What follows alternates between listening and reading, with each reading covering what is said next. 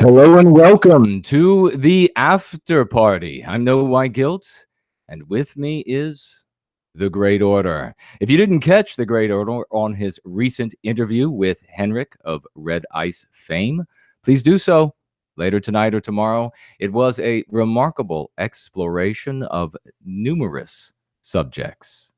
Now, appearing on the honors roll call today is Gregory Dietrich, Trent, Baroxier, Andrew, Bob, C. Bourbon, Christopher, Dainty, David, Effian, Inquipper, Jay, John, John again, John N., Johnny, and Joshua.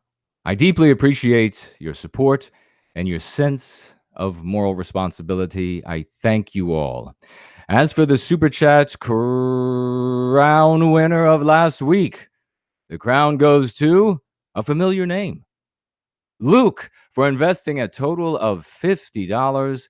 Congratulations to you and thank you, good sir. In second place was Kuhl27, investing €21.99. Congratulations and thank you as well. Jared and I deeply appreciate and are deeply grateful for all of your investment in us and the cause of white well-being. Super chat on YouTube or look deep into the description for familiar options. Jared and I evenly share the super chats with our guests. Today we are joined by Jeff Winston from the YouTube channel White Art Collective.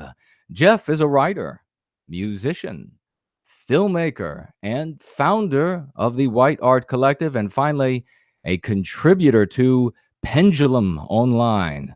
While Jeff has always been proudly and unapologetically white, he only became an activist after observing the unprecedented hostility toward white people and white culture during the run-up to Donald Trump's 2016 election. In response to the unrelenting anti-white propaganda and attacks on white culture, Jeff founded the White Art Collective in order to preserve, promote, celebrate, and expand upon European culture. Jeff is a Midwesterner at heart, but currently he resides not too far from me in the cesspit known as the Washington, D.C. metropolitan area. I couldn't help but notice, brothers and sisters, that Jason, Jared, and Jeff all begin with the letter J. And so, in the spirit of Jeff's focus, which is art, and therefore the show's theme today, in a world priggishly squashed by pink-haired walruses, 3 J's and their two-handed harpoons are all that stands between artistic beauty and walrusification. Vicious, merciless, the walruses screech at all who oppose them. Plague of the Walruses. Coming to a theater near you. And with that, Jared, please pull back the curtain and let's get tapped into our guest. I wasn't ready for that one, man. I wasn't ready. There was a little JF-esque, a little like absurdist French humor. Anyway, Jeff, welcome to the show. We spoke to Jeff when we did an impromptu, actually our very first It's Late Night Somewhere, one of our other types of streams, the audio-only radio stream where we bring in people, not only content creators, but sometimes folks from the chat. Jeff was in the audience, and he reached out and happened to pop in. We had a great conversation. We knew we'd wanted him on tap anyway, so we did get to speak a little bit before. I know we all really, really enjoyed that conversation from a few weeks ago in mid-February, but it's time, it was high time to have Jeff on this show so that we could really focus on him for 2 hours, prepare some questions, introduce him to our audience. If any of you don't know what he's about yet, hopefully some of you do. But whether you do or you don't, I'm sure this will be a lot of fun, very edifying. We'll get to sink our teeth into some juicy topics. You know how we like to do here. This show is not for the faint of heart. And I mean that in maybe a bit of a different way than that phrase is sometimes used, but think about it. Not for the faint of heart, not for the faint of spirit.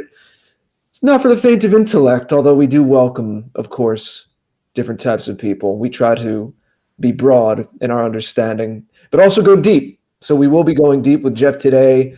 We all share a love of art and culture, and we want to talk about that.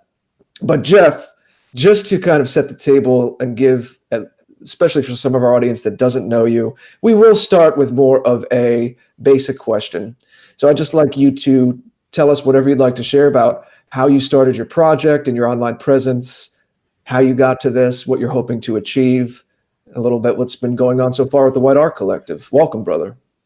Well, thank you guys very much for having me on. That was by far the best introduction I think I've ever had. That was amazing. And we need to get into production on that film right away.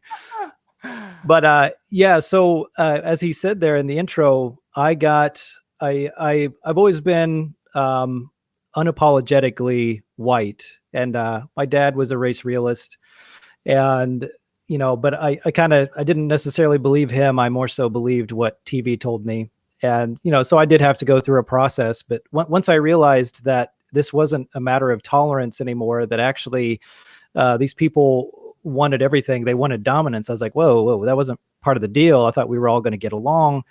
Well, and so that especially became clear in the run-up of up to Trump's election, is that just the vitriol, I'd never seen anything like it.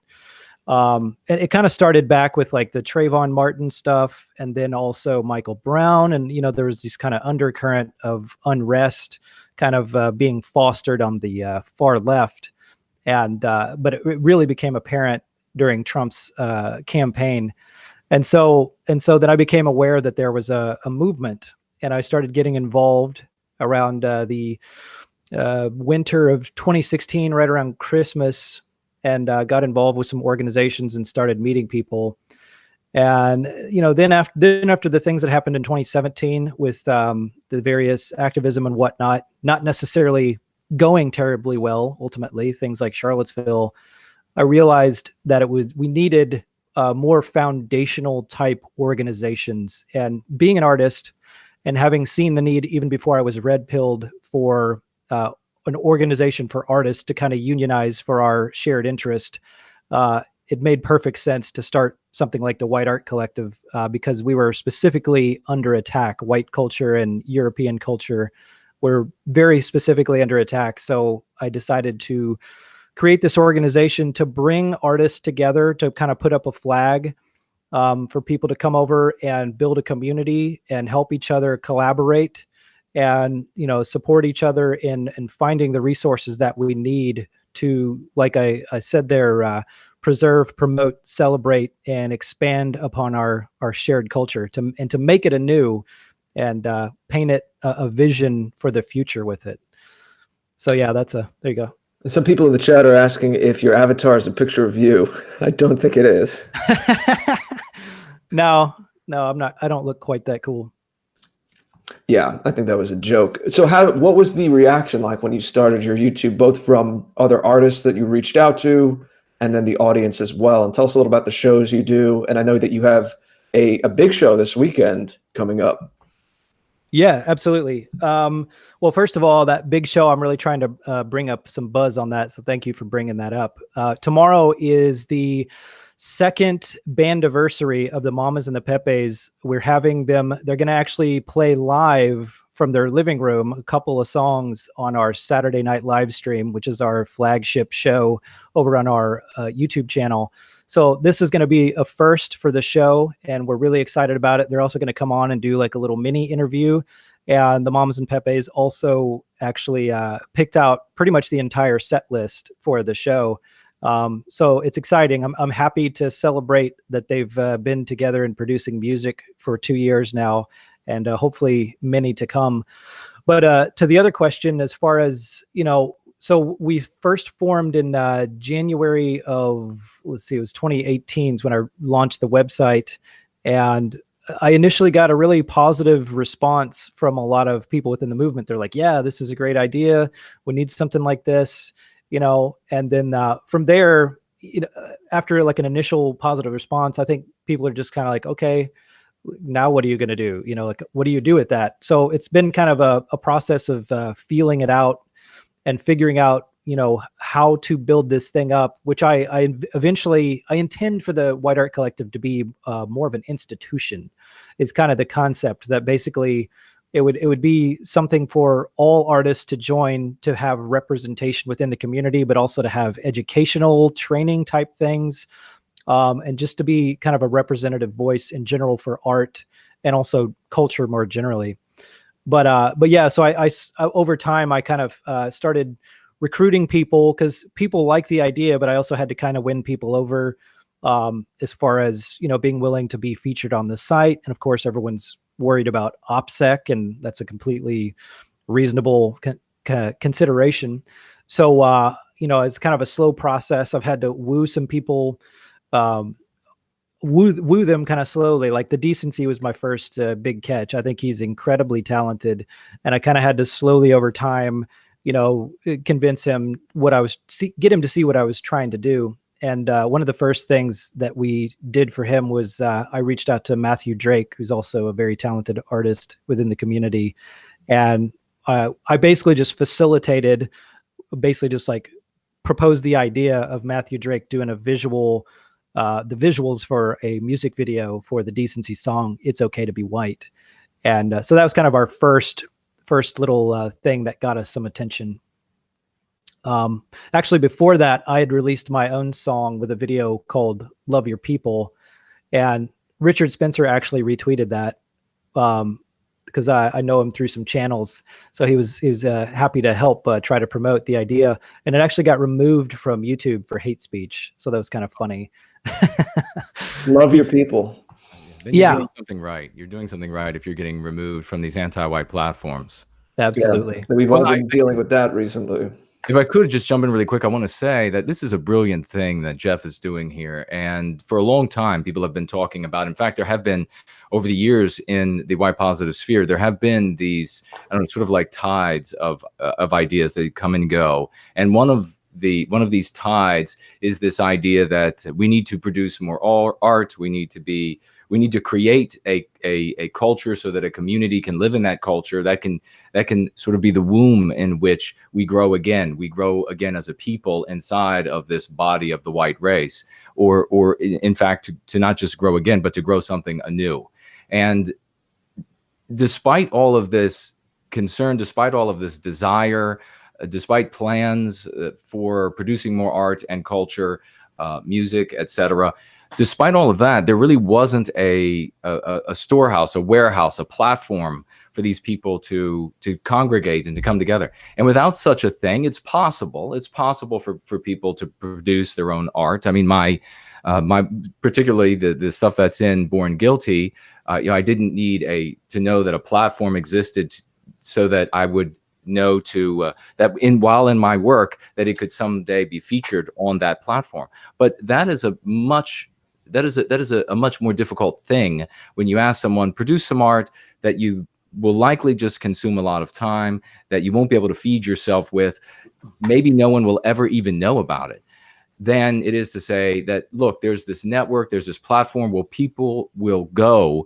to look and imbibe what you have created, look at what you've created, enjoy what you have created, appreciate what you have given your time to. That's something completely different. So this is a splendid thing, and it really does open the door for a lot of more artistic creation. And I wonder if Jeff, if you could speak for a moment from, I know White Art Collective hasn't been around a long time, but from the moment you got started to the moment where you are right now, as far as people reaching out to you, as far as people coming to you with either ideas, with actual products or what have you, is that something that is slowly, steadily increasing? Or as more people find out that there's a platform where they can debut and present their work, there's a museum, if you will, online for their products, are more people now coming to you because they see that their time is not just going to be ultimately a lot of us will conclude that our efforts are just going to be wasted. We're going to write that beautiful poem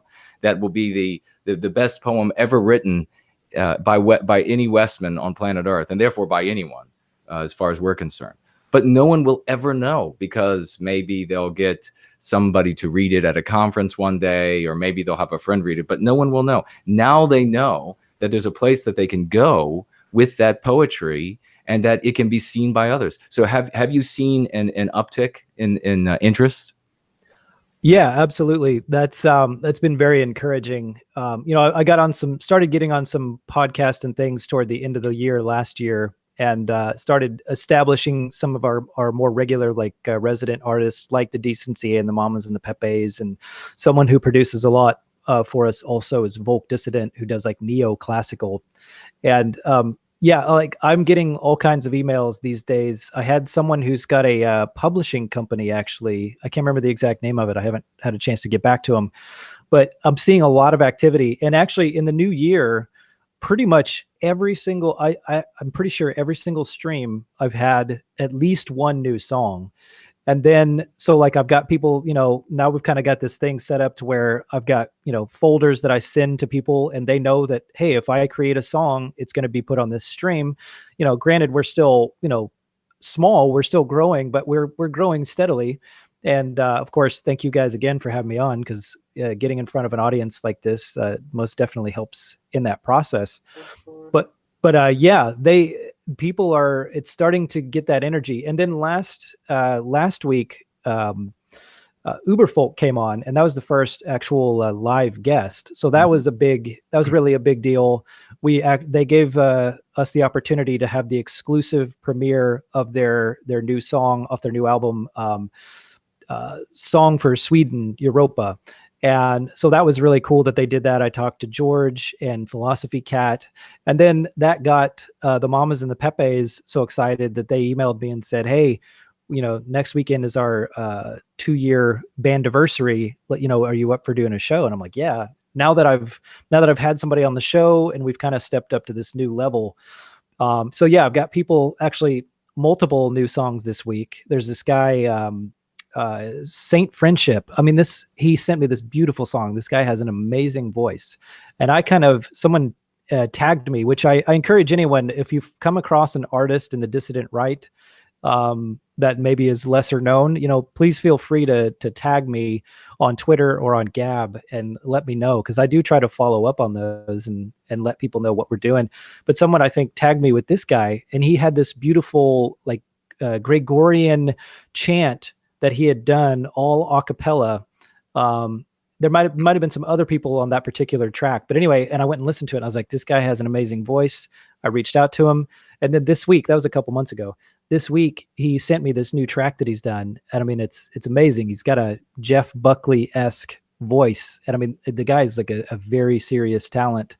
And we're going to be premiering that on the stream tomorrow, as well as the whole Mamas and Pepes celebration. So yeah, there's a lot of excitement, and I've got more and more people contacting me with stuff, to the point to where I'm trying to figure out like how to wield all of this stuff and try to bring these people together. So I'm working on creating like a forum specifically to work on projects and for people to propose projects. I'm trying to kind of create our own space to facilitate that, so that I'm not kind of I don't want to be a bottleneck for communication between artists and allies as well. I want to invite allies in there to have the opportunity to, mingle with artists. And if there's anything they might need an artist for, creating some kind of graphics or music or whatever the case may be. Brilliant. Let me just, before I throw it back to Jared, let me just ask everyone who is in the community, in the chat today, if you could quickly click thumbs up if you haven't done so that we can help this message to spread as to many people as possible. And if you could also tweet and Gab the show, that would be splendid. I don't know how many of you are aware that YouTube and Google and some of these other platforms have implemented, roughly mid to late February, some extreme censorship measures to prevent our message from reaching the masses. And of course, folks, you all remember, if you follow my teachings on Going Free, that the reason they need to do that is because they know that if our message reaches you, the message of white well-being, that if it reaches you, then they, the anti-whites in the regime, lose their control over you. They lose their control over your mind, over your thoughts and opinions, and therefore they lose control over your actions. So it is extremely important that you tweet and gab these things. We're going to do a show in the future about how to build your communities of influence, because we're often saying, and I brought this up, and Jared, this was something actually I wanted to mention with you, and it'd be great to get Jeff's input on this from the artistic point of view, and how that plays into this process, because it actually is not just ancillary or tangential to this. It's actually kind of critical to this. And that is that we very often ask people to reach out to their circles of influence to spread this message. So who are your circles of influence? Friends, family, etc., work. We can break it down into many different circles, and we can talk about these things. And then how do you expand those circles of influence? One of the ways to reach out to people, and this is, as I say very often, that it takes a lot of courage to speak to your friends, to your family, to tell them that you're tired of the anti-white ideology, or to even look at something that is anti-white, to point it out, that the commercial that was just on while you were sitting there with your family member was anti-white. That takes extreme courage to do that sort of thing in this day, when doing so has been considered the absolute most demonic act that a person can commit, a white person can commit or engage in, which is concern for our people. So communicating to those circles of influence by way of art that brings them to places like White Art Collective, is a brilliant way to reach out to those family members that you are unsure about. It's also something we can work on, is developing more content that is for the average white person, that introduces this message in just a little way that's a heuristic, and just a way that sort of tempts them and gets them to come a little further and a little closer. Remember, something that we need to understand and appreciate about the human animal is that wherever in this respect, wherever the party is, wherever things are going great, wherever people are having fun and growing and lives are being improved, others are going to be drawn to that. So if there's a place where we have art and beauty and we have statues, everything is not going to be saying, like in neon lights, like white positive.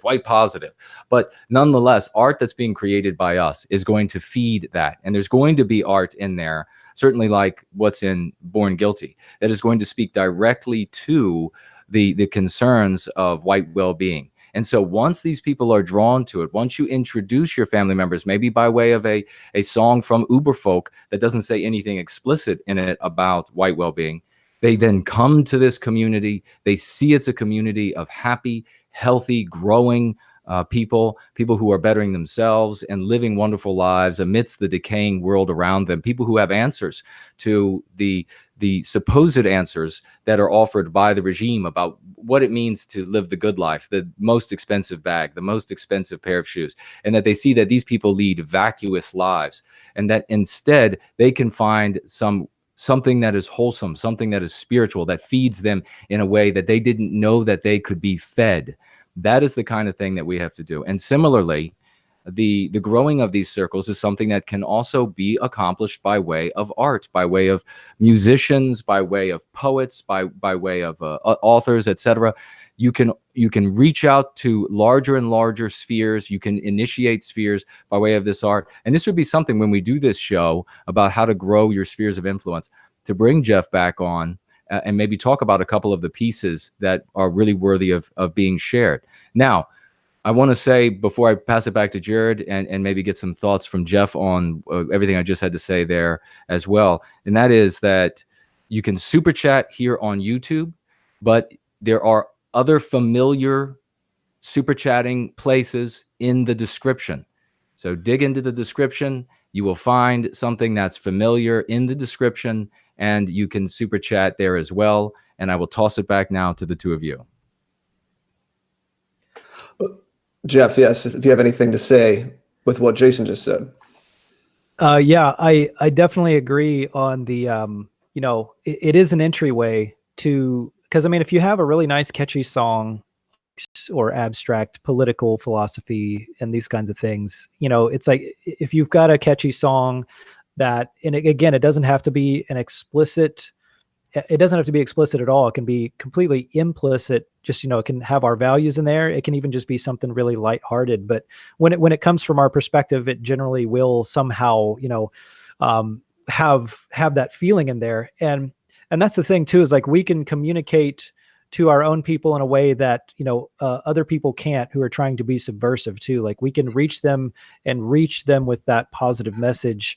And just like Jason said, when they see that there's people who are having fun, who are healthy and happy and contented, though, they're going to be drawn to that. And where to party at, Yeah. like we can create that in that fun environment. And I feel like we're starting to get there with what we're doing at the White Art Collective. Like there's an energy building, like these 2 shows we've just done in the last couple of weeks are very exciting. And eventually, I want to have a IRL arts and culture festival. And I mean, imagine how galvanizing that would be. That would be amazing. But yeah, I totally agree with you there that it's a great way to reach people that otherwise it's difficult to get through. Yeah, that sounds great. The kind of festivals, cultural festivals and gatherings of all kinds, I feel that is powerful going forward, something to develop. And you're right, this is where the party is. There's a positive sphere in our circles growing more and more. And it's a wonderful thing to be part of. And we thank you for doing your part to put that out there as well. That's why we're all here and talking together and building this energy and building this momentum together. I would be remiss to not mention, I've learned recently, so now I have to be a proselytizer for her, it's Philosophicat. So I was saying it right. I was saying it right before, and then I changed it because someone else said it. So did I. I know everyone's. I'm trying to recorrect it. And by the way, you were mentioning you're going to have live performances on your Saturday Night live stream. I'm going to put something in our private link for you, and also our chat, and also in the public chat, and that's concertwindow.com. I don't know if you're aware, but this is a streaming service that is geared for musicians. So it's something you might want to check out. But we'll get to our next question. And that is, what do you look for in the art? What do you want to foster? And in general, what would you say are particularly white, particularly European markers that have the spirit manifests in works of art? That's a great question.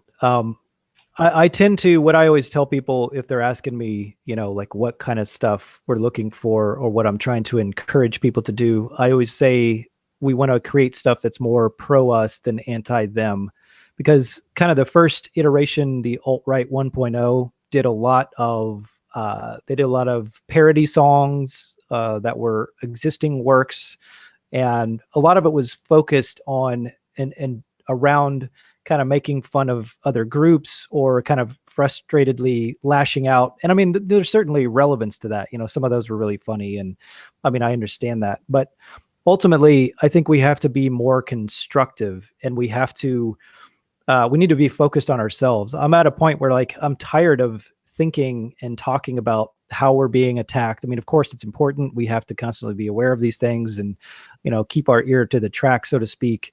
But from a cultural standpoint, we need to be rebuilding and giving people hope through seeing something like we were just talking about. If we're just constantly talking about what other people are doing to us, we just kind of come off as being whiny and annoying, and no one's really drawn to that. So, but if we're building things up and we're expressing ourselves very freely, which I think is crucial in getting to a point where we are expressing kind of our true nature. That's what's going to attract people on that level. Like I said earlier, that that only we can speak to our people on. Like, and a couple of the different kind of values and I think modes that are specifically people of European descent.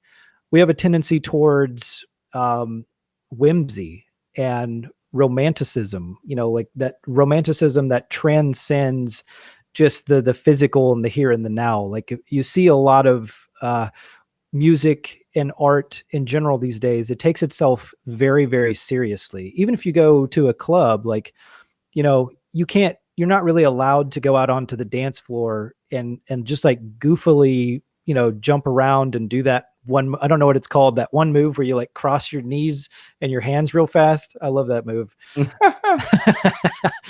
But like if you went into a club right now and you did that, I mean, they would look at you like you were from another planet.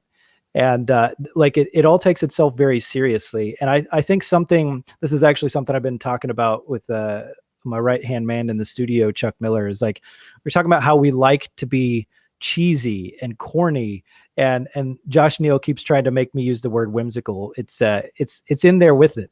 It is whimsy. It's like I think we like to, when we're going to have fun, we like to let loose and really have fun. Just kind of like when we do anything, we really do it, So we like to not take ourselves too seriously in that respect. But at the same time, there's other pieces of art, and in other ways, I think we're more romantic, like I said.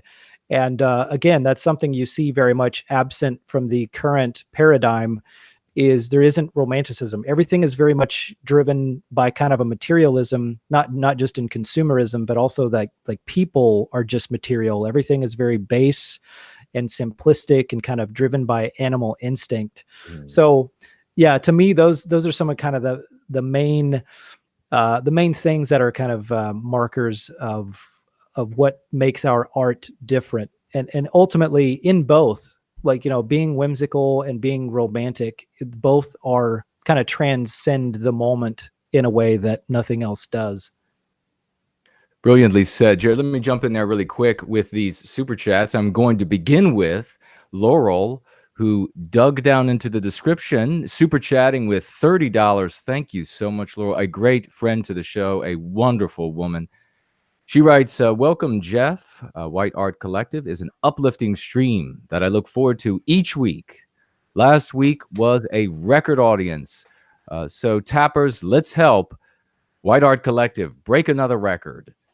Try to get Darkest Sky on the show. Amazing artist. Thank you very much for that, Laurel. And we'll ask Jeff about Darkest Sky in a moment.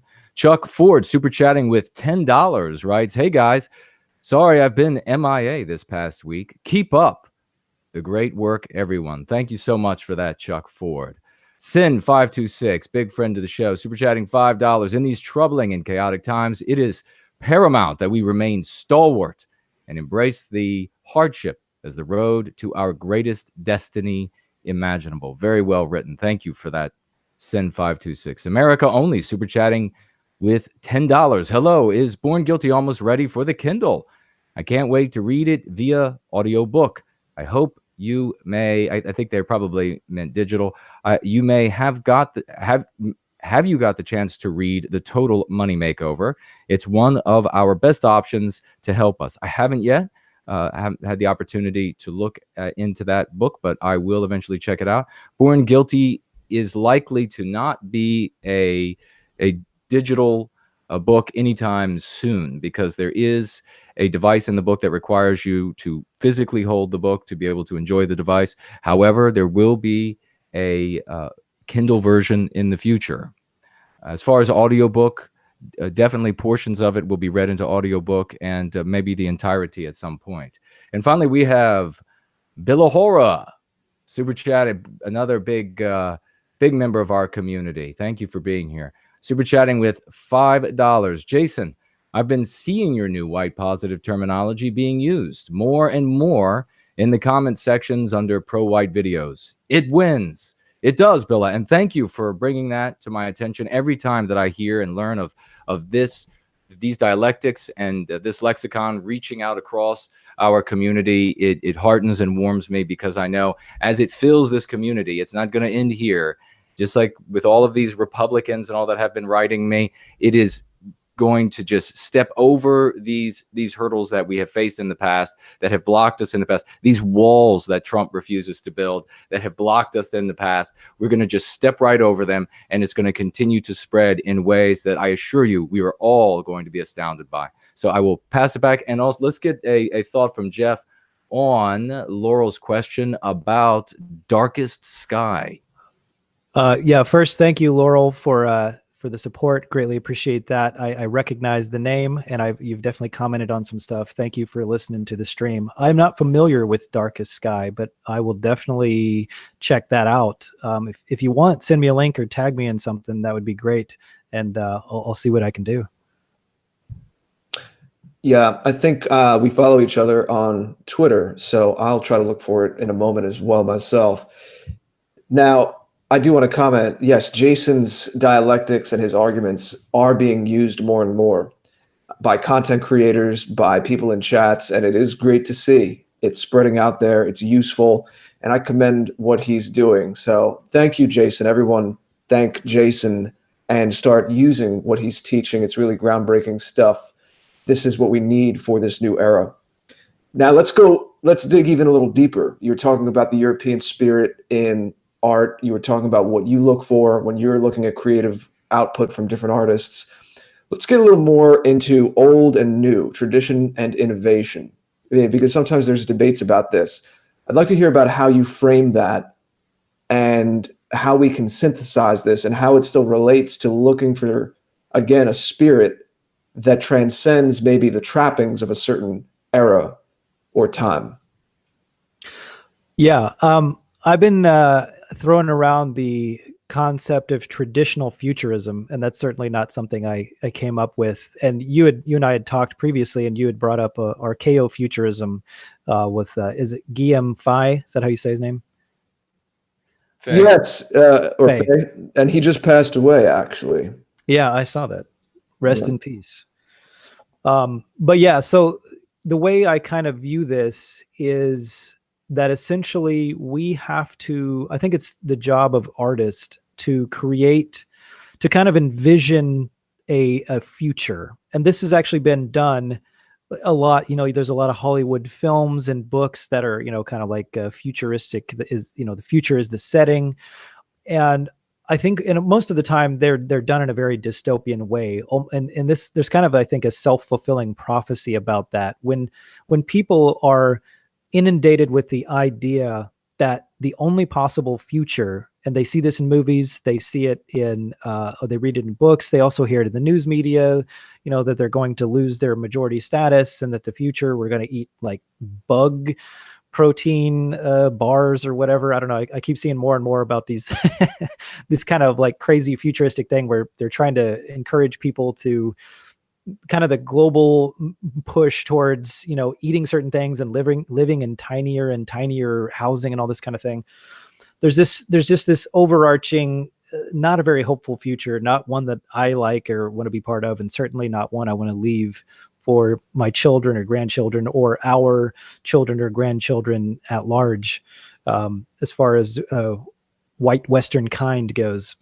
And so I think it's the job of artists to paint a positive vision of a future to where we find a way to organically bring technology, and from the current situation we're in, like also put traditional values. Obviously it's not going to look exactly like it did in the past.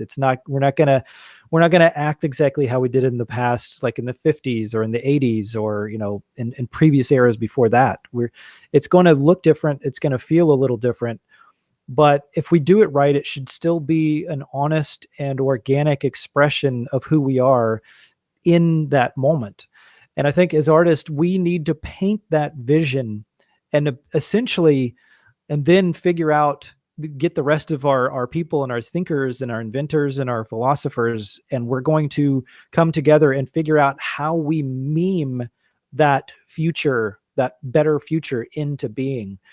So I think that that's ultimately how, kind of like the role that art plays in that is setting it up so we can, first of all, even think that it's possible. Because right now, I think a lot of people, like normies and, and even a lot of probably like regular conservatives, it's almost like they've just went ahead and given up the fight. They're like, yeah, this is just the way things are going to go. And it's too bad robots are going to take all our jobs. I guess that's just the future of the world. But that's all they've ever really been told, is that it can only be that way, like the Skynet, kind of way where AI takes over and that kind of thing. So I think it's our job to paint a better future and then figure out how we're going to meme it into reality. And what about in the actual art forms themselves, in the way the music sounds or the way the images look? Any thoughts about melding tradition and innovation, or any good examples that perhaps you've seen?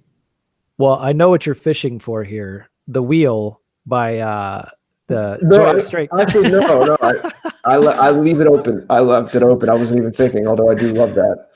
I was just kidding. No. Well, you pointed that out multiple times, and I think you actually really picked up on that before I did. Was because so Joy of Strength is someone who makes a lot of stuff for us, and brilliant musician, does a lot of like electronica kind of stuff.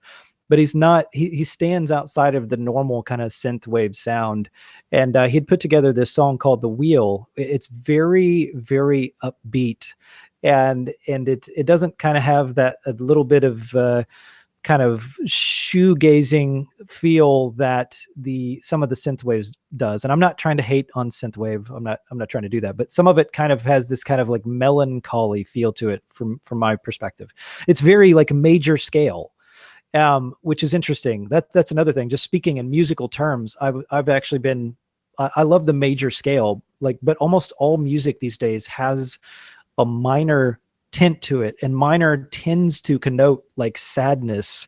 So it's just interesting that this song of his was very, very positive, but then he did a video in conjunction with it where he took this old footage of like people dancing probably like 20s and 30s, and dancing styles that were very white, probably the best way to put it. But and he put those at time, they're kind of in somewhat of a juxtaposition, but it creates this kind of interesting idea of like, okay, yeah, what would that future, like to have that old footage with this futuristic sounding music. Like I think he was kind of inherently doing that. He like these dancing styles with this futuristic kind of music. I think it will be an intermingling of more electronic and kind of organic on something I've been working on, and I've always been interested in this. Is I like bands that really do a good job of balancing like electronic sounds with their actual instruments. To me, that kind of is an expression ultimately of what I'm thinking about as far as traditional futurism. Like for instance, I just released this song called Porcelain Doll Boom Baby, and I kind of it's kind of subtle, but I put some effects in there that are like a little futuristic. There's a little bit of a phaser, and then there's a piano with kind of an effect on it that has it kind of sound like the Jetsons, something from the Jetsons, a little bit like a little spaceship or something. But the rest of the song, it's a waltz that goes into like a double time piano kind of a thing, and then goes back into a waltz with strings, so I'm kind of starting to experiment with that kind of thing of like this blending of the real, the blending of voices, the blending of, acoustic guitars, which are always thought of as being very organic and earthy, with the electronic. Some bands that I've liked over the years that I think have done a good job of that were Radiohead has always done an interesting job of blending those things. And actually going back further, Pink Floyd, I know, Jared, that you're a big Pink Floyd fan. I am as well. And they've always done interesting things with like sampling. They were doing that way back, sampling like different voices and sounds and looping things.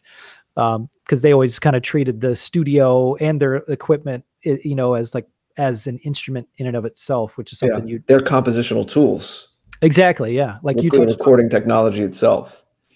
Yeah. You touched on that with something that really, really struck me in your Rock and Roll in the European Soul article, which I really appreciated.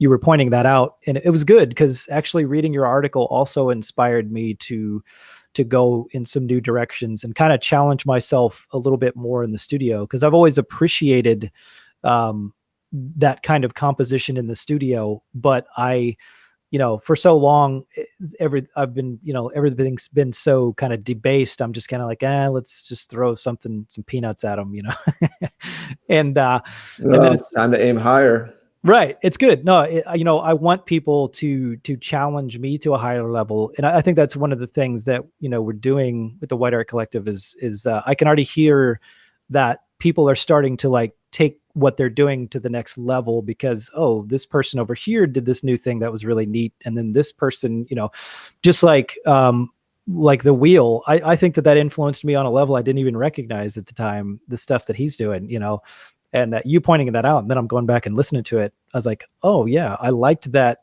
on a very visceral level, and I didn't even kind of make those connections, but now it makes more sense. But yeah, so I think that it. Oh, and one other band that I really liked that did an interesting combination of the electronic and the organic is Daft Punk. Their album Random Access Memories, I thought, was an excellent album, and I listened to that the entire summer of 2013, and they really seem to really understand how to blend those things together in a very seamless way. Yeah, I do recommend people check out The Wheel by Joy of Strength, Syrup, if you could get that on White Art Collective's YouTube, and please put that in the chat. Thank you for mentioning, too, I do have an article on countercurrents, rock and roll, and the European soul. I put that in before, and I'll put it in again. Jeff, to your point about the different blending of styles and approaches, and again, we have to think of what our spirit, what our character is, regardless of the tools available in a certain time, in a certain zeitgeist. And we've always been combining this love of nature, but also there's the technological. There's wanting to get beyond that urge for transcendence and exploration.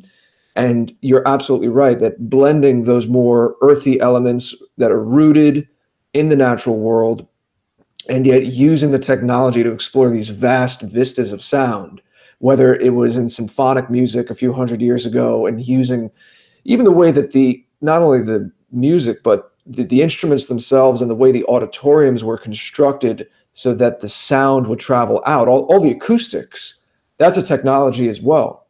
We have to not only give kudos to the musicians, but to the designers and engineers who would build these theaters and build these concert halls, or more recently, who developed multi-track recording technology or synthesizers and guitar amplifiers. These things are artifacts or expressions of the European mind and that will to explore as well. So I think you're hitting on some great stuff. You did mention Vogue Dissident earlier as well. I should mention Vogue Dissident contacted me, had me do a reading of my poem, The Dark Quarter, and then put his music, his atmospheric music to it with some found footage. Did a wonderful job, really something atmospheric and moody that can be found on the White Art Collective as well. So yours truly does have something on White Art Collective's YouTube as well.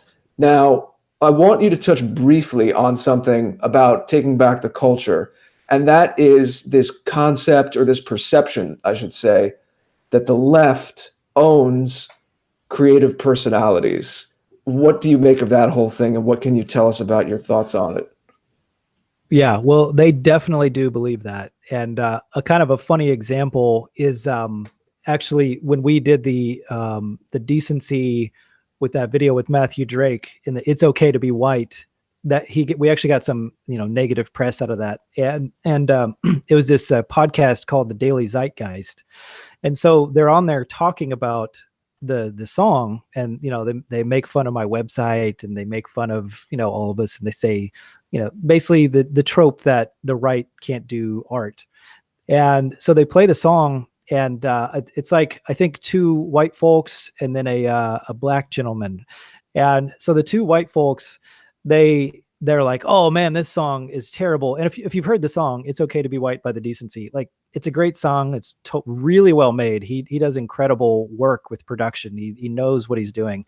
And honestly, I mean, the average person, and even I, can't really tell the difference between that and like Globo Pop produced stuff. Like, it is very, very high quality.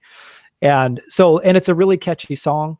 And so they're listening to it and they're just like, oh man, that song is so terrible. Oh my God, this is ridiculous. They're trying to make fun of it. And then the black gentleman comes in. He's like, no, man, that beat goes hard. Like, what are you guys talking about? You're like, and I think he was serious. He was he was basically calling them out that they really just didn't like the song because they didn't like the content of the lyrics, but it was actually a really well-made song. It's a very catchy song. I mean, as far as, a pop song, you couldn't want more. So it was funny that he was calling them out on that. But that just goes to that point that the left really does think that they own art. And I mean, they don't. Like, if you look historically back, like this whole concept, like the far left or the owners of art is a fairly modern one. I will say that I think artists do lean left in the sense that, like the left on a healthy spectrum and like a healthy white society, the left is kind of more, intuitive, tending to be more feminine, tending to be, more feeling. And those aren't bad things at all. It's just, I think that artists do tend toward that, like there's an artistic intuition. And of course, you tend to go by how things feel more so than necessarily, always trying to figure out like the logic or rationality behind things. So, sorry, I kind of lost my train of thought there. What was the original question? Well, it's just about anything with the left and the anti-whites who think that they have a lock on creativity and creative personalities. Yeah. Oh, and yeah, the other thing about that too is they and this goes back to what you were saying, the previous question. I meant to mention this characteristic of white and European, something that I look for and something that I think is inherent to when we create art is craftsmanship. Like a huge difference between, modernist art and, say like, classical, traditional, really any era of European art is really the level of effort and craftsmanship that goes into the two, like a stale cheese sandwich stapled to a wall or a pair of glasses sitting on a table, like, that's modern art. And literally anyone could do that. But when you really get like a truly skilled craftsman who really cares about the piece itself and really cares about how it connects to their people, like that is a very specific trade, really. I mean, it actually has more practical implications than a lot of people realize. And I think that that's one way in which, like, really the greatest art, I mean, it really leans more to the right because it is more, we want it to be like really rooted in something meaningful. And we like to make things out of stone, so to speak. I like to think of that phrase in terms of, I want to make things that last, and if you want to make things that last and that affect people for years and years to come, really, that's kind of inherently a conservative perspective. You're not just worried about your personal feelings and your journal entries. You're not just worried about being subversive or edgy. It's like you want to create something that is going to have a very meaningful impact for years to come. And I think that that's absolutely more so a trait that leans to the right. So we just need to revitalize that mentality to where we take it seriously ourselves. And kind of like what I was saying there is like, I basically needed, we're creating this community to challenge each other back to that higher level so that, we can't just do it in a vacuum. And that goes back to what we were talking about earlier about we also need a platform so that not only are we going to challenge people to that higher level of quality, but they need to be able to get it out there. So they need that motivation on multiple fronts. And, that's why I think it's important to build the kind of infrastructure that we are here. Let me jump in there really quick because we have a couple super chats. First of all, Roy Danton, magnificent. Thank you so much for the super chat. $100 from Roy Danton, writing, and also some brilliant thoughts. Just started to read your book. I know the feeling of friends turning away from you after coming out as pro-white. but your powerful message helps me understand why they were acting the way they did, and I'm not angry, sad, or frustrated about it anymore. That's a powerful testimony to a portion of the book it really contained in Crucible, where I talk about how I was abandoned in my time at junior high school by those who I thought were genuinely my friends, by those who were my friends, and the reasons that I concluded then and still maintain today that they left me. So it's a powerful testament. I thank you very much for that munificent super chat, Roy Danton. Now we also have Josh Randall super chatting, and I just want to say before I read Josh's another great member of our community, Josh. Before I speak to that, I did want to just briefly mention that first of all, folks, if you are creating something for our people, if you are creating something for white well-being, you could recreate the Mona Lisa as only the creator would have it recreated. You could make something that is as glorious as glory could be defined, and the anti-whites are going to slander it. They're going to say that you have no talent. They're going to say that you have no skill, that you've done nothing of any value, and that is purely motivated by the fact that they are anti-white. It has nothing to do with your creation. It has, and that is a very personal thing for artists, what they create. They invest themselves in it, and it is a thing that they can be very fearful of sharing because of this potential shaming and slandering and white guilting by the anti-whites. What I want you to think about instead is that you want the anti-whites to slander what you have made. You want them to say that you are talentless. You want them to say that what you have created is ugly and valueless and is something akin perhaps to what children would create. You want them to say that so that you know with certainty that you have created something valuable. So a great man once said that if you pick up the newspaper and you do not see yourself slandered in it, you haven't been busy enough the previous day.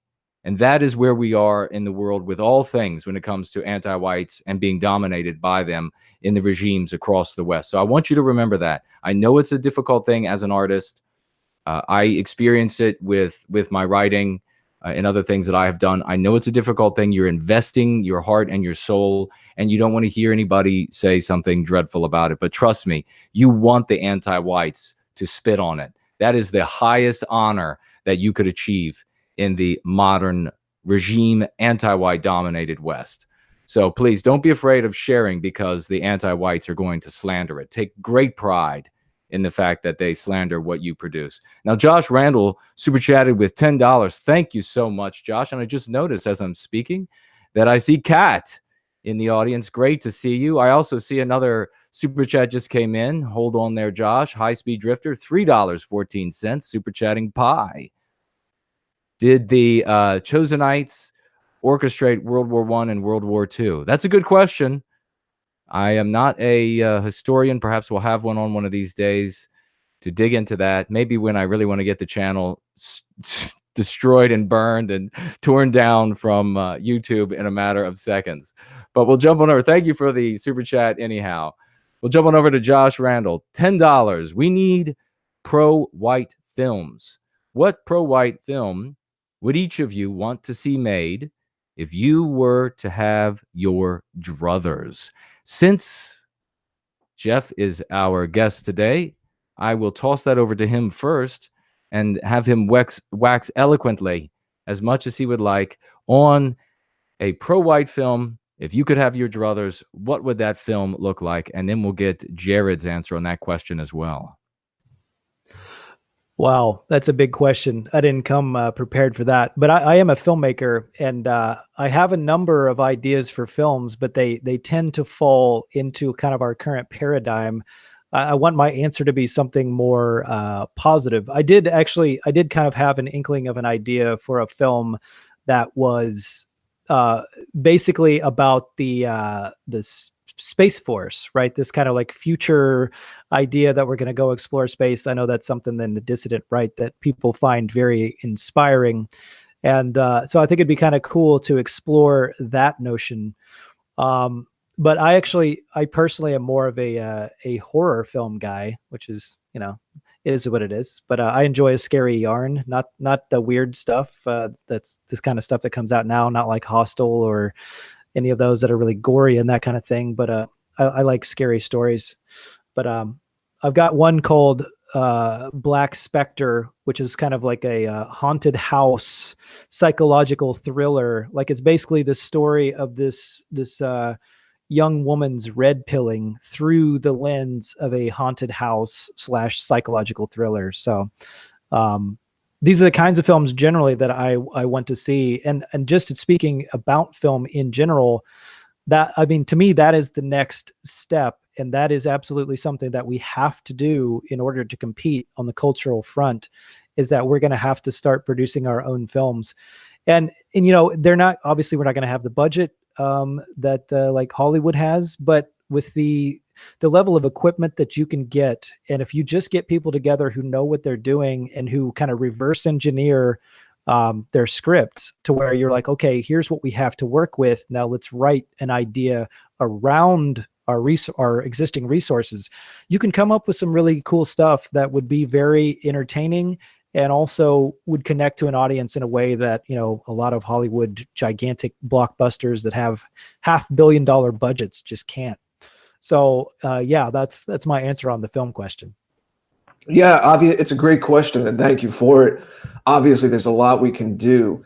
My cinematic imaginings so far have been, and just generally, I don't want to stay too long on this, but just in terms of thematics, would be to show that archaeo-futurist future. So that more positive vision of the future and some of the things that Jeff was talking about, where we're continuing our technology, but it's working with the earth, not against the earth. You're showing some kind of tale, you're painting some kind of picture of a healthier future where people have the community, they're tapped into their ethnoculture, they're living healthily. We need something to strive for. We need a vision. Now, that could be done in the most lush way and filled out in the most robust way in a full-length feature film. But the great thing about that little idea is you could do something even very low production. Obviously, it's best to show and not tell. But even if you wanted to do something, I remember mentioning this to Woz the first time I was on Millennial back in 2017, and I was new. All kinds of things you can do to show people glimpses of the future, even lectures. You could have a very simple set, get a podium, have someone get up there who's maybe old enough to be believably a professor, and maybe it's set 50 years in the future. And they're talking about those crazy decades in the second half of the 20th century and the beginning of the 21st century when all of this anti-Western insanity was going on. And you give some ideas about how people got over it, and you skewer the kinds of perspectives that are mainstream anti-white perspectives now, and people actually believed this, and maybe it cuts to some kids in the course asking questions, how did people even believe this? But acting like we've already stepped over it. So you can do that in more intellectual ways, and as I began with, you could do it in a narrative film. And maybe there's, of course, some kind of, it has to be a story. Maybe there would be some kind of a struggle or an arc, but it's still showing a brighter future where people are healthier, living more holistically. Obviously, I'm not going to get into details now, but that would be, I think, a great tack to take, a great approach as well. So now that we're in the second hour, Jeff, now that we're comfortably here in the second hour, I want to also open it up more and start transitioning into something that we spoke a little about when you were on the radio show. It's Late Night Somewhere. And that is bridging artistic expression with culture and socialization as well, the community. In fact, it goes with the movie idea that I was just speaking about. We had a great discussion about your grandparents. You were relaying how they went to these country dances and dance halls when they were younger. Let's get into this whole idea of returning to cultural expressions. And of course, when people gather, there's going to be music, there's going to be maybe even some decorations. There are still creative aspects to it. But the social aspect of having, especially our young people who are in the ages of to be courting each other romantically and pairing up, situations that are more germane to us, more comfortable, more natural, to again propagate that sense of, we're comfortable. Our, as Jason says, biospirit is being reflected and nothing is stifling it. Yeah, I just want to say that your answer to that film question, that was like the perfect answer. That was good. But really, yeah, painting that positive future, that's exactly what we would do, is put that happy, healthy vision of the future in, integrated with the technology like we talked about earlier. But yeah, as far as like the socialization and culture and how that all intermingles with art. So we did this contest a few weeks ago, and it was actually something that Mama from Mama and the Pepes had suggested to me. So we did a For the Lovers songwriting contest, because I find that there's not a lot of songs that are romantic songs encouraging, happy, healthy love between young men and women. You turn on the radio, I find that a lot of songs are actually, they're like breakup songs. They're like longing. A lot of Adele songs are like sit around and cry drinking wine kind of songs, like Hello. And yeah. And note as well, she's also supposed to sound black. Yeah. That's what a lot of girls are taught to sound like now. Just wanted to get that in there, but go on. I've noticed. Go ahead, Jason. What? I was just gonna say, I've noticed that too. I've seen these videos. People have sent me these videos. They're like, look at this white girl singing like she's a black woman, and it's just like video after video over the past couple. Seems to be increasing of these white females who are doing everything they can with the shape of their mouth to imitate the sound of a black woman.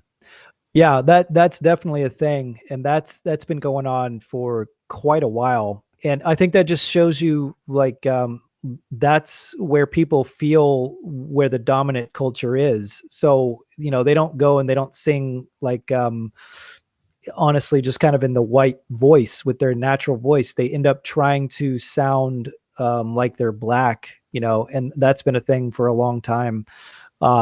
And that's something that always definitely sticks out to me. It's something I've always, in my singing, like, I don't mind being, of course, influenced by all kinds of music. It is, in a way, the universal language, although there's a limit to that. Ultimately, a song for everybody is a song for nobody. Like, it has to have some meaning. I mean, that's the point. And that meaning is going to be culturally specific. But yeah, there are a lot of people out there. Same way with, like, young guys going and getting into the rap game. Like, they feel like that's where they need to be to express themselves in the here and the now. And unfortunately, that is more likely to get you attention than if you're playing like old time piano or waltzes or But I think that we can make those things chic. I'm convinced of it. And I think one way of doing that is to intermingle that into a setting, creating events, not just like the Arts and Culture Festival, but encouraging people to host events like more traditional dances where there is an understood set of rules. Like, this is a place where people go to court one another. This is a place where people go who share these more traditional ideas of love and romanticism, and also where the music is very specifically designed. The modes are very specifically designed, the behaviors, and also the dancing style itself, to where, as you said, as Jason says, we feel like our biospirit is accurately represented, because those things are very important. And this is something we talked about when I came on the It's Late Night Somewhere, is I got real excited of what you guys were talking about. And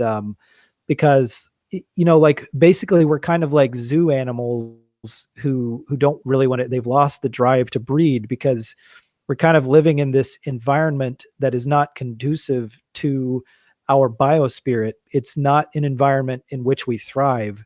So, and that's why you see young women and young men, they go and they try to sing like they're black. They also go dance like they're black. If you go to a club and you do the wobbly knee thing that I was talking about earlier, or the the cross leg thing, like, they're gonna, or you just try to be whimsical or you try to be goofy, in general, they're gonna look at you like, what the hell are you doing? No one's gonna want to talk to you. No one's gonna want to be your friend. You're gonna be completely alone in that environment. And we need to create the space where we feel comfortable, where we can truly express and be ourselves, where we can have fun, we can be whimsical, and our men and women feel that environment. And again, the music by us and for us that encourages our values and that is representative of who we are on a deep level. I think that has to happen in order for people to come, for men and women to come back to the table, really, and see each other as the complementary parts, the two sides of the same coin that we are. I think it's up to us to create that space for our people in which they can thrive. And that has a lot to do with the art. We kind of have to, in a way, create that sentiment with more romantic songs and things that, and films and shows and books and stories. And we have to kind of meme it into reality. What do you think about the idea of getting back to more structured dances, and that we were talking a little about etiquette as well, that there's a play, a theater of men and women in the courtship process. I remember, I'm not really into musicals, but I'm so drawn to the landscape and the imagery of the Alps that a couple of years ago, I sat down with my family and watched The Sound of Music. I'd never watched it before. And even though towards the end there's some certain messages with that certain era in history, I mean, it is an absolutely beautiful, the photography of Salzburg, Austria, I just salivate when I see it. But I actually ended up liking it a lot more than I thought I would, and I've watched it again subsequently.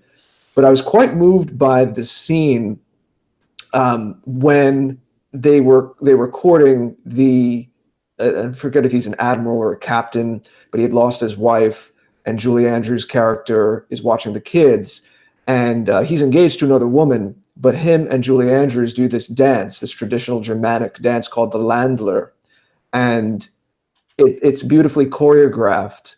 And I'm sitting there watching it and thinking just how aesthetically pleasing it is. But there's also this, we've spoken about this yearning, this ache, this sense of loss. And we don't have ritualized forms like that. So yeah, sometimes there's a time to let loose. We need that thumos as well. As I mentioned, I like rock and roll. But what do you think about those more formalized, structured kinds of practices that we can engage in, especially with dances? Yeah, I'm all for that. I think as far as courtship itself and dancing, I mean, this kind of goes together in that it's like we don't know what to do. We're like men and women, we think differently. We inherently kind of perceive the world differently. So as individuals, when we have a lot of external pressures that are alien, and we're just kind of left to our own devices, we kind of end up miscommunicating and confusing each other with our actions.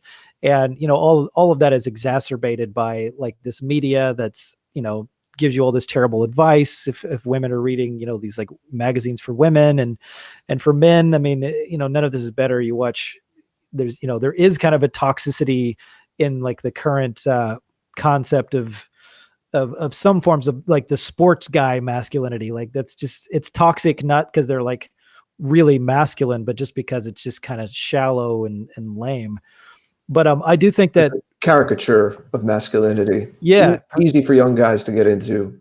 Exactly. And there's no real commitment. It's like, I'm committed to my team, but I'm not like committed to my community. Like it's a cheap kind of commitment, but I'm all for, and I think a lot of people would just do better. And that is part of creating that environment in which we would thrive more in, is to have more order. There's this idea that to be free, you just have to, do whatever you want. But like people need structure in their lives. Mm-hmm. And yeah, so like, like giving structure to the very process of courting so that we had an understanding of like, okay, now I know what to do. A lot of people they don't really know what they're supposed to do. And like I said, when they have all these external pressures, that just makes it that much worse. And but yeah, to the dancing, it's really kind of the same thing. Like a dance is almost, it's like courtship in the form of movement, so, and I think there's a lot of people, because you hear a lot of white guys will be like, no, I can't dance. And I think that we've internalized the kind of the concept of our enemies, that they probably could, but someone needs to tell them what steps, like, the current, if you go to a club right now, you're supposed to just like pull a bunch of moves out that you somehow have out of your back pocket, or you're just supposed to like organically move to the music. Usually it's something, then you got to do the whole bump and grind thing, but like, that's just not really conducive, I think, to any of us really. That's just not for us. Like we physically move in a different way, and we feel things in a different way. A different kind of music makes us want to move. So, I think that all ties together as far as like, yeah, in the music itself and in the dancing itself and in the actual social interaction of courtship, we need more structure that makes sense to us so that we can thrive. Well said. I just have to say, I always thought this white guys can't dance thing was so absurd. I have fantastic rhythm. I can dance very Likewise, man. I've torn it up. I agree. I'm fascinated to see what kind of music Jason dances to, though. I can tear it up to anything. I love it. I love it. So this is just, to me, it's always been like this totally absurd anti-white lie. It's just another one of their canards to say, and this is a very important thing, folks, to actually know and understand and appreciate, is that they say to you, everyone is equal, except that white people can't dance as well. Everyone is equal, except that non-whites are more in tune with nature. Everyone is equal. So this is just, it's such utter acerbic anti-white poison that they are inflicting us with. And these are, as you learn if you follow me on in Go Free and on the Going Free streams, these are what we refer to here as meme pathogens. These ideas that get locked into your brain. Jeff is speaking directly to it when he says that these people have internalized. Yes, they have. They've learned, these white people have learned from a very early age that they are unable to dance. And so many of them who would otherwise perhaps be fantastic at dancing, perhaps be quite good, perhaps be amazing, they don't even try, because they've learned that they're going to look stupid, they're going to be laughed at, they're going to be clumsy out on the dance floor, so they never even begin. That is a genuine poison. Now imagine, just think of all of this anti-white filth that pours into our lives from the regime when they say, well, we've got to be so careful about always building up the confidence of these different non-white groups. We got to make sure that they're confident about this and confident about that, even to the point of university classes like Afrocentrism, where they make up history so that it will make a specific group of people feel good about themselves. That's their argument. And at the same time, they tell you and your white babies everything conceivable in the form of these meme pathogens to tear them down, to make them feel ashamed, to make them self-hate, to make them feel inadequate, to make them feel like they are not up to the challenge. That is a black poison that pervades our societies, our Western civilization, and it is the specific thing that we need to protect ourselves from, and most specifically our children from. So we got a couple of super chats. We have Billa Hoare super chatting with $5. He writes, thank you very much for that, Billa. Jeff, it's really great that you are doing this. Music reaches deeply into the subconscious and soul of our people. Thank you very much for that, Billa. It absolutely does. And we have spoken about the power of that before, especially when we had what's his name that everyone is allowed to know? The musician, the digital musician. Are we talking about the fast wave musician? Fast wave. We spoke to Zurius. Zurius, that's right. Yeah, so, we had the exclusive with Zurius back in late August, I think it was, or early September. Right. You check the archives, the playlists, but go on. Please, yeah, please do. We spoke to the power quite lengthily of music and the way it reaches across borders, across languages, across the different hues of Western civilization that we manifest. We also have Syrup super chatting with 10 pounds, doing double duty. Thank you very much for that, Syrup. Loving this stream. It's so vital that we understand the craft and the intention of every creative stroke. Unlike anti-whites, we traditionalists know that artifice is a discipline and a tribute. Thank you very much for that, Syrup.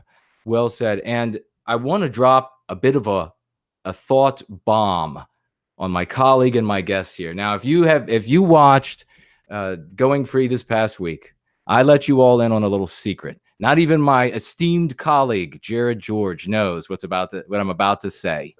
But I let you. This is big. This is big. Well, it's just a thought that I had. I didn't share the actual thought on the Going Free stream, but I did tell everyone that I would be dropping it on you all because it has to deal with relative to art and what happens in our white positive sphere. What's been happening? What's been the thrust of our art over these years? A major component of it, and I am going to speak firmly against it with this idea, and I want to get your both of your feedback on this. That is this. I am, and I'm not, when I say that I'm speaking out against it, I'm not saying that this particular approach should not be used. It should be used, but it should only be a part of the overall marketing of our message. And that is this. When you look at over all of these years, when people who are white positive, they serve white well-being, when you look at the sort of material that they put together, they cast, if you will, they buy the pictures of so that they can use white supermodels almost. Everyone in all of these videos and imagery and everything are the most beautiful white people that these individuals who are assembling this marketing material can find, can pay for. They're finding the prettiest faces, the best bodies, the best teeth, the best everything for our marketing. And I think when it comes to me as a Promethean, when it comes to the creation, and this is something that I've argued in the past, and I think it's time now that we push this more on a larger scale in the entire white positive sphere, not just what we're doing for white well-being here. And that is, as a Promethean, our message speaks to all white people, not just the most beautiful, not just the people with the best teeth, not just the people with the perfect hair, but it speaks to that average looking woman over there who has clothes that aren't exactly perfect, maybe fit a little improperly, but a big smile on her face. It speaks to the white guy in the wheelchair. It speaks to the white woman who has recently had a baby and hasn't lost the weight yet. It speaks to people, our people of all looks, of all types, of all varieties. So what I would like to see now moving forward in our art is a better representation of our people. And there's something really important there. And I'm kind of tangentially speaking to it as I say this. And that is that the anti-whites have infected our population with this notion. And believe me, I have heard it too many times. This is absolutely the case, that you have to be perfect to serve white well-being, that you have to have a perfect smile, a perfect face, a perfect body, no diseases in your family history, no potential non-white in the family tree. All of this makes people think that that their participation has somehow been invalidated and they can't participate. I cannot tell you the number of times that I've had these conversations where people say, well, I was concerned about participation, but my family have always said that my great grandmother was an American Indian, or they say, well, I'd like to, I was thinking about participating, but we have this disease that comes down through the family line on my cousin something or other side, and I know you all are very concerned with genetics, and you all are very concerned with the youth and all. So I didn't think I could participate, or the person who has lost a limb because of diabetes or something, and I'm kind of sickly, so I didn't know if I could participate in it. I know you guys only want the best. And when I look at your literature, I only see men who are 10s and women who are 10s. Folks, let's rectify this. Those people are not, it's fine to put these beautiful, because we produce the most beautiful people in the world. That's just, we can say that subjectively. It's just like saying our local team is the best team out there. We produce the most beautiful people in the world. That's a reality. And we can and should continue to use these beautiful people in our material when appropriate. But you know what? We should also use happy, glorious, regular white folks. The person with the pot belly, the woman with the hips she's ashamed of, or all of these people are part of us. You do not have to be genetically flawless. You do not have to have flawless skin. You don't have to have the best hair. You don't have to have the family lineage that goes back 3,700 generations of pureness all the way into the mountains before antediluvian times. You are one of us if you serve white well-being. That's all there is to it. There is no genetic requirement here. There is no purity spiraling here. I'd like to see in the next poems, the next albums, the next this or the next that, when it comes to the next marketing material, I'd like to see the white guy in the wheelchair who's happy to be serving white well-being. I'd like to see the next, how about this, folks? How about this? Can we get a guy who's blue collar and is still greasy from being at work, smiling, and he can't get the work from underneath his nails? He can't get it off. No matter how many times he washes, he can't get it off. Can we get him in some marketing, smiling and happy to be a part and a member of what we are doing here, the glorious things we are doing here? Let's begin to see, and let's put our regular folks in our marketing so that our population, seeing themselves reflected back in our marketing, says, you know what, I can be a part of that too. And finally, I'll throw it over to my friends and colleagues here so that I can get their points of view, is this. I know over the past like 2-3 years, this idea of perfect beauty as this fronted face to the population, this idea of perfect clothing, of perfect wealth, of perfect living, of flawless past. I know that has been ramped up over the past 2 or 3 years, but let's cut it off right now. Let's truncate that idiotic idea right now. Let's put an end to it. All of us here and now, spread this message, this cause, this idea, this message, and this salvation, this redemption is for all of us, no matter what you look like, no matter how poor or rich you are, no matter blue collar, white collar jobs, you all are welcome. And we are eternally grateful to have you here. And I throw it to my colleagues. How about this? I love what you just said, and that in any kind of imagery, what we would be looking for is an internal radiance and confidence of someone glowing with white well-being.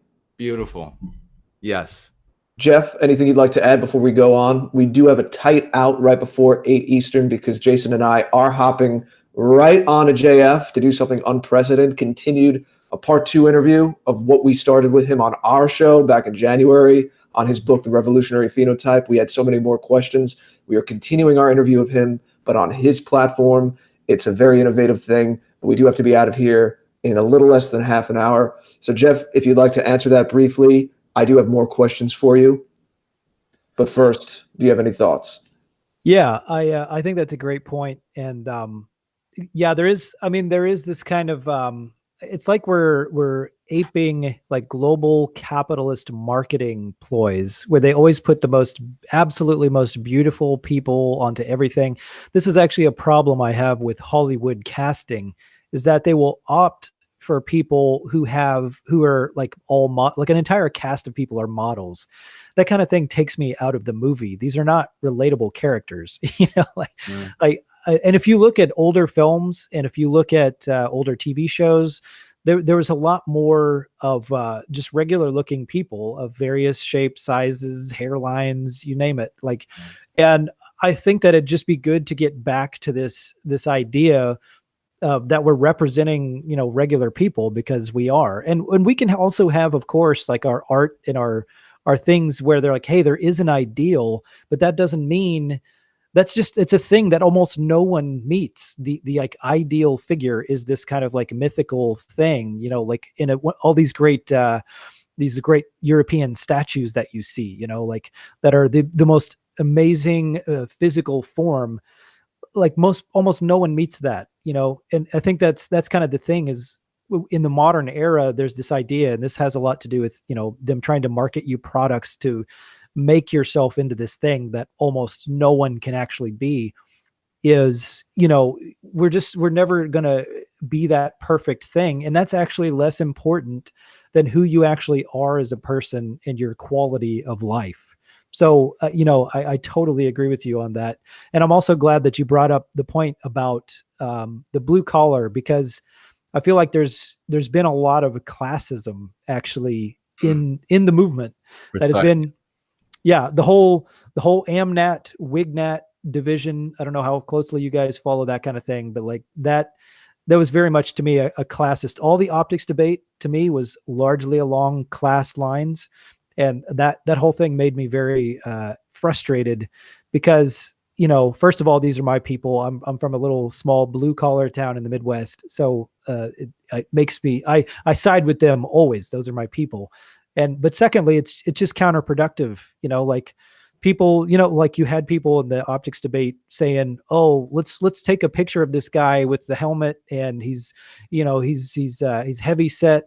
And let's make fun of this guy. I mean, how insanely counterproductive was that? Totally pointless. I mean, we have people trying to destroy us in our lives, and many people's lives were destroyed after things like Charlottesville. And we got people focused on this obsession of how things appear to be rather than what they actually are. Like, I think that's the ultimate idea we have to get back to. Like, what you appear to be is not more important than your actual character. Your character is more important, and who you are as a person. Yes, well said. Well said. Although we do want to look to how that character expresses in people's choices. Sometimes there are foolish choices made in the public space, and we do need to be able to call that out. But I think we would all agree with that. Now, we've talked about what you look for in the people that you bring onto the White Art Collective. But I have a bit of a different take on this next question. Do you see in mainstream culture from the last several decades, anything in movies or music or anything else, even though we know it's coming from a degenerate, weird, anti-white industry, that there are anything you could think of where there's still these little cracks, the light coming through the cracks, there's still a hint of something more European ethnoculturally? Yeah, the most obvious thing I think is technological, which you pointed out earlier. That's the most obvious thing, is like the utilization and actually the level of craftsmanship that goes into a lot of these productions. I'm perpetually impressed by, because things look great, things sound great. I mean, it could be the most degenerate, terrible, message in the world, unfortunately, because that production quality lends it a legitimacy that it absolutely does not deserve as far as the message.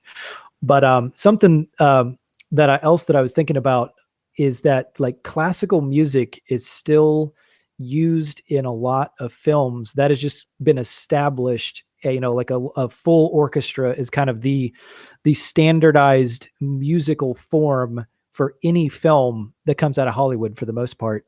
So that's kind of interesting that that's just a thing, because it has such a dynamic range. You don't want to revert to just like a couple, like a circle of drums or like a hip hop beat to be the background for a film, because it just is not going to express what's happening in the film the way that it doesn't have the dynamics that an orchestra does.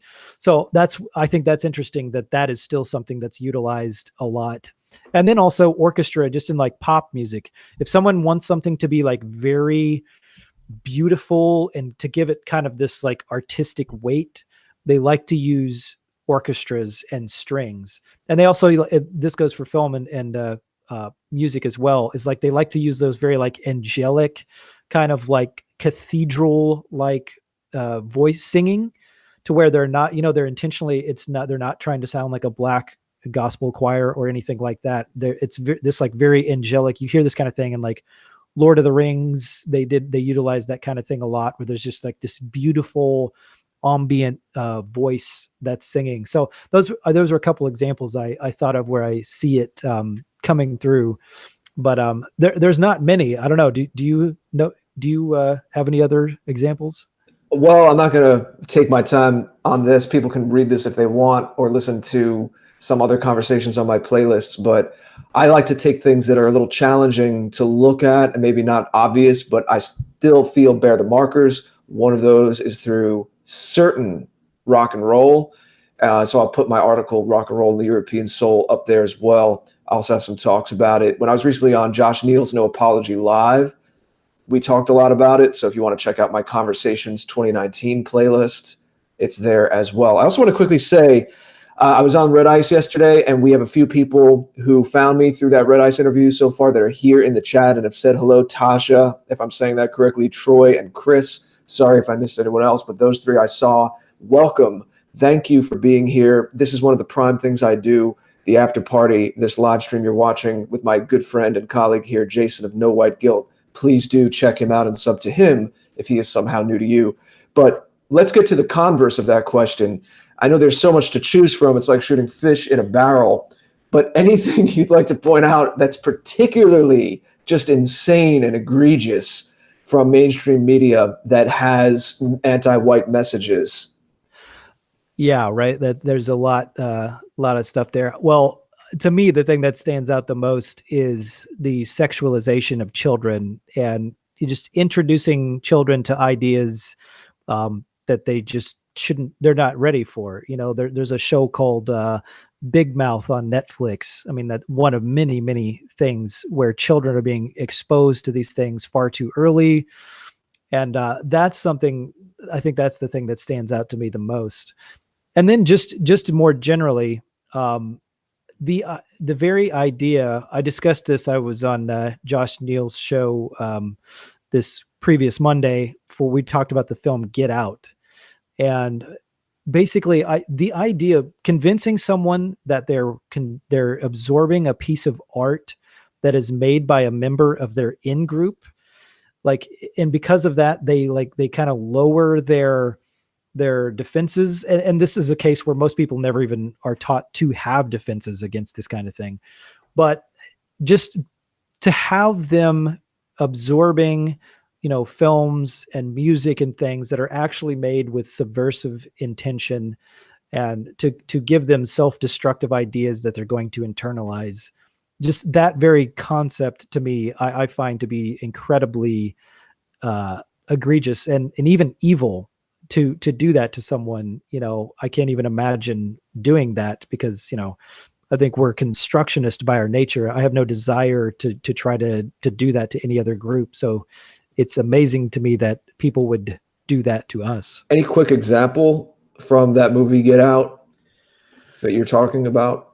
It's just incredibly subversive. It's heavily encouraging miscegenation. The entire thing is very much a demoralization, just in and of itself. And I can't think of the specifics necessarily at the moment, but it's this. I mean, we see this everywhere all the time. Always painting us as the bad guy. I guess that's another kind of one of the egregious things. As a kid, right?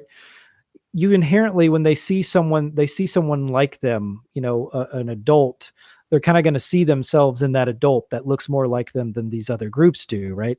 And so, the white characters in Get Out are painted as just being these terribly evil people who have these very nefarious intentions, and they're seemingly nice at first, and then they turn around and are trying to harvest this guy's body because they admire his athleticism or whatever. And, to me, especially how that's going to affect children is incredibly, it's evil. I mean, it really is. Let's get into this. Do you think all art is propaganda, to some degree or another. How do you see art and politics, and if the state could and should regulate art? That's a very interesting question. I do think that art, well, basically the way I think of it is this: like, we have to think something, we have to go in some direction.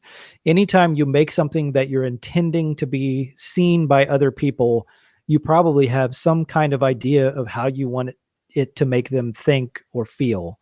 So in that way, in that sense, I think everything does have a certain level of propaganda to it. Like, I want this song to inspire people to want to dance. I want this song to inspire people to want to fall in love. That is a type of propaganda, because we know that you can make songs that make people not want to do those things. You can write songs that make people believe that love is all you can ever learn from love is how to shoot somebody who outdrew you, to quote Leonard Cohen. Like, I think that song Alleluia is incredibly subversive just from that line alone. So basically, sorry, I lost my train of thought again. What was the original question? No, quite all right. About the state. It's a broad question, of course, but just however you want to dig into it, the state, propaganda, politics, art, if all art is propaganda to some degree, and then literal propaganda, should the state be involved? Even if we had a more healthy, homogenous, European states that are steeped in their own ethnoculture, should the state be creating art projects or incentivizing certain art projects, rewarding certain ones, punishing others, banning certain expressions outright?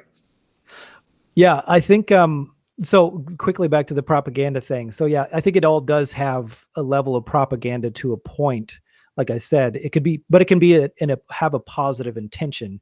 At the moment, a lot of, like, I think our art is going to have to be more propagandized than it normally would, kind of in a normal situation, because we're in a scenario where we have the enemy is using art is one of their main tools.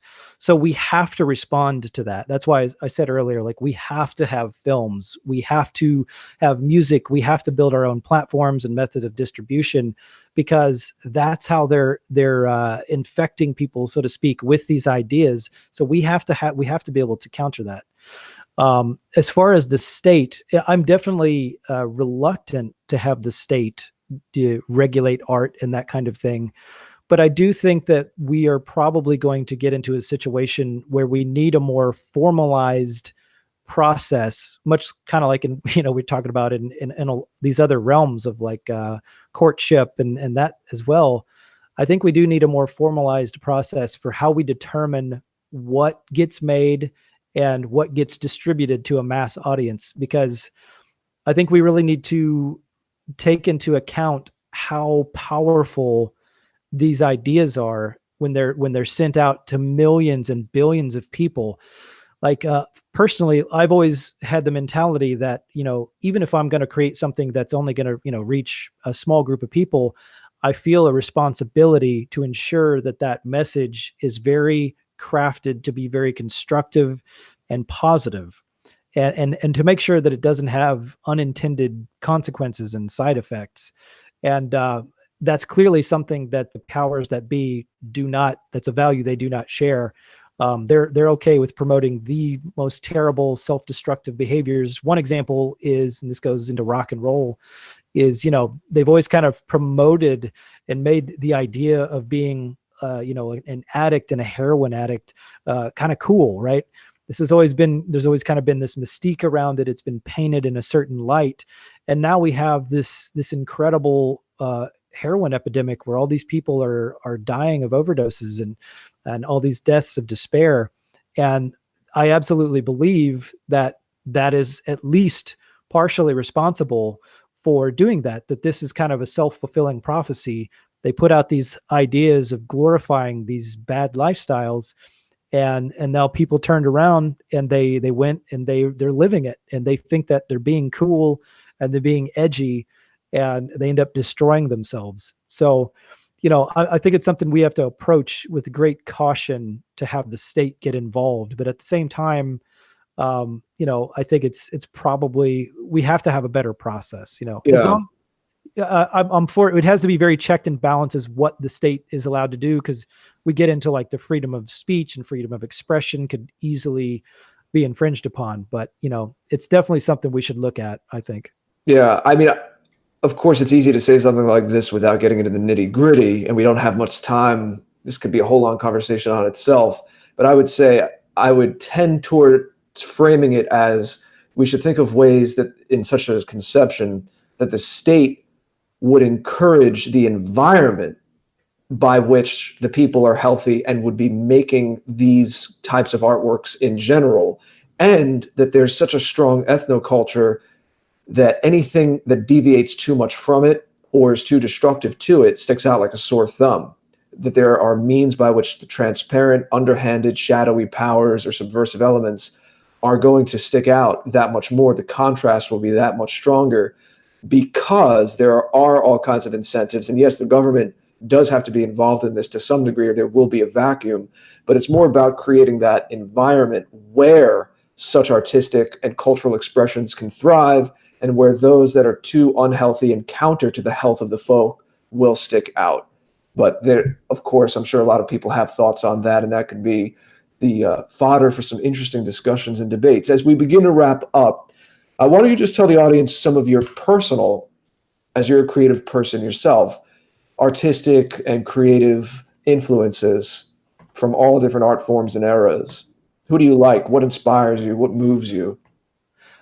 Yeah, so I started out as a musician. A bass player is my main instrument. So I initially started out. I'm a huge fan of Primus. That I wanted to play the bass like Les Claypool, and so I love the slappity bappity kind of bass stuff. But it's interesting because that's usually thought of as more as like a black thing, and it has definitely some influence and roots in that. But the way that he always did it was much more like storytelling, and there was a blue collar element to it. And it just, I like the percussiveness of it. Also some of the bands, Tool was a band I've always really liked. They have an incredible craftsmanship and dynamic nature to their music that I've always been a big fan of. Radiohead, like I said earlier, Pink Floyd, Led Zeppelin. I like some country stuff. Willie Nelson. I've played a number of his songs over the years, and I actually saw him at Woodstock 99. I wrote this piece over on the White Art Collective news feed about how disavowing him because of his Beto O'Rourke support was a dithering while Rome burns. But unfortunately, Willie has been doing some more and more stuff to the left there. I hope I don't end up eating my hat on that one, but he seems to be going further and further to the left. He was always, kind of an old hippie, but whatever. As far as actually one of my favorite influences, and this kind of came later, was Bill Hicks, the stand-up comedian. He was very much speaking truth to power and saying things that were not being said at that time. And he unfortunately died early, but he was very much a man of conviction and driven by a vision. And he had a lot of very interesting things to say about politics and society. If you go listen to his stuff now, if you're red pilled, you might, you got to take into account that, he was peaking in the early 90s. So, you got to put it in that context. But I love Beethoven. I love a lot of the classical music, of course, Bach, Mozart. And also I'm a filmmaker, so I love horror films. Peter Jackson is an incredible filmmaker. I love his earlier horror films, Bad Taste and Dead Alive. And let's see, Army of Darkness. I like the comedy horror film kind of stuff. Tobe Hooper, Texas Chainsaw Massacre, the original. And then comedy too. I love Tommy Boy. That's a classic film. I don't know. It's got a Midwestern flavor to it. The Lord of the Rings films are great. I love Braveheart. Uncle Mel, say what you want about the guy, but he knows story structure. I think it's one of the most, European films. I think it embodies so many of our values, and it's beautifully shot. The music is beautiful. The acting is incredible. but yeah, this is kind of a little taste of some of the different filmmaking stuff. I tend towards horror films. I don't know. I like the excitement of scares, but I don't like any of the stuff that delves into what's sometimes referred to as torture porn. I don't like any of that stuff. I enjoy scary stories, you know.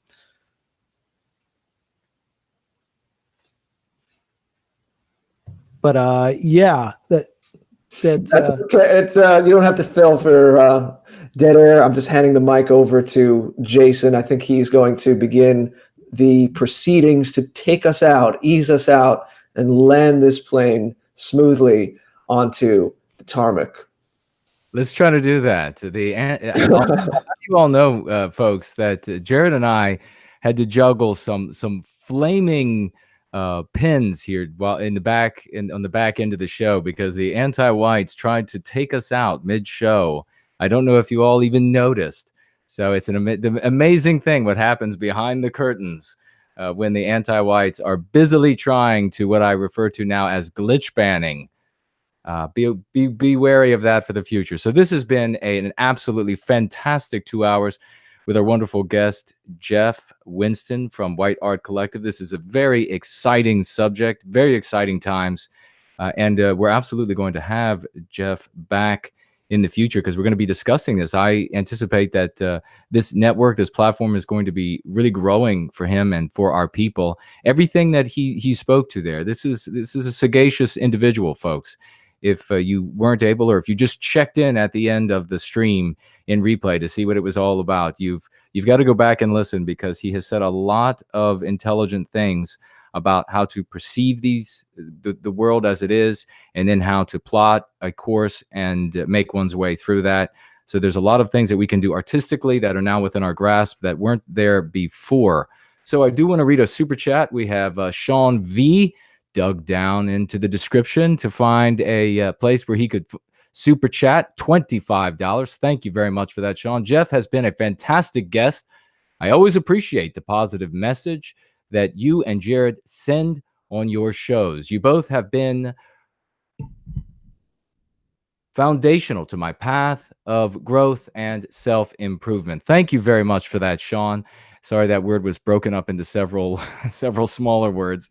So thank you very much for the super chat and for that the kind words. I do want to get the final thoughts from Jared and Jeff as we run out the final minutes of the show. And that will be questions to what you're working on, what you're doing, where you can be found next. And we will begin with our guest, Jeff. Well, thank you guys very much for having me on the show. It's always a pleasure and an honor to speak with you. And so the big thing that we're doing is tomorrow night, we are having the Mamas and the Pepes second bandiversary. And they're going to be playing a live set or a couple songs on the show. And we're going to be playing some of their videos. And they're also going to be premiering a new song called Free Rider. And so tune in for that. It's very exciting. It's a White Art Collective Saturday night live stream first. That's tomorrow on the White Art Collective YouTube channel at 9 p.m. Eastern. You can also go over and check out our website, whiteartcollective.com. We've got a store over there. We've got all this wonderful music. We've got the Moms and the Pepes, Folk Dissident, The Decency, and so much other great stuff. So please go over there and check that out. We got a PayPal if you want to give us some money and help us do what we're doing. That would be greatly appreciated. We're going to do a video for a song of mine that just came out, Porcelain Doll. So we're going to try to get some funding to put that together. And also for future projects, I did take note that Jason and Jared both dance. That is good to know. I really did take a note of that, because I'll have an eye out for that. And you can also just email us if you're interested in being part of the White Art Collective in any capacity, ally or artist, contact@whiteartcollective.com. That's also the PayPal address, if I didn't say that there. We're on Twitter and Gab as well. Just look up White Art Collective. And again, guys, thank you so much for having me. It's always a pleasure to talk to you. Very much appreciated. Yeah, we had a great time. Jeff, thank you for what you're doing, and we're going to continue to be in touch. Definitely have a lot of the same objectives, and a lot of this front is being fought on the cultural front. It's an artistic and creative kind of thing, because that gets under the radar of the rational mind, and we're going to have victories, and we're going to open up people's hearts and minds in ways that we couldn't really fathom if we were just doing the debate thing. We need that too. But as I said the other day, we need to be Swiss Army knives and have all the different tools. And in fact, now that I think of it, that wasn't even planned. I said that Swiss Army knife thing the other day, just so happened to be on Red Ice. Henrik and I recorded an interview earlier this week, and they published it just yesterday, Thursday, if you're watching this live. And whether you're watching it live or now in the replay, please do go check out Red Ice's YouTube for part 1. But part 2 is even more juicy. It gets deeper and more personal. And you really need to be a Red Ice member. What are you doing with your life if you are not a Red Ice member? Getting their exclusive content, supporting Henrik and Lana, talking about people that have media and that are doing things. Henrik and Lana, our hats off to them. They've been at it for years. They were a huge influence on me. It was quite an honor to be invited and speak with Henrik. And it's definitely it is the most personal conversation that I've had, an interview that I've had that's able to give a broad and deep perspective on where I'm coming from and why I got into this. And as I said, to the new people that are here from that interview, welcome. Jason and I do this weekly on his channel, No White Guilt. We do a lot of things together, a lot separately. Please do subscribe to Jason No White Guilt if you aren't. Everything for me goes through thegreatorder.com. You just have to remember one thing. That's how you can contact me. You can see the video archives, links to all the show playlists and archives that are laid out. It'll take you back to YouTube, but it'll help you get started if you're new to me. Meme-ish t-shirts. I write original poetry. I curate art. Didn't mention that, but this is germane to our conversation here.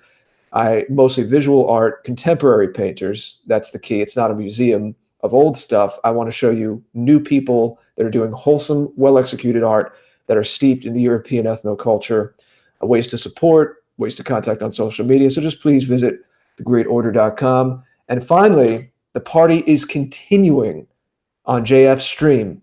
Jason and I are doing something unprecedented. We're going on JF's channel, but we are going to interview him, continue our interview, what we started when he was on this show back in January. We are continuing asking our questions about his book, The Revolutionary Phenotype.